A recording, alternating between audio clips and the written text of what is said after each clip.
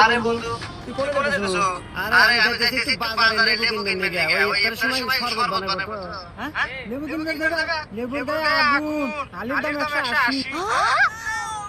ওলি আর কি আর গো ভাই কিনা তো লাগবে কারণ আমার পরিবারের সবাই রোজাদার ব্যক্তি।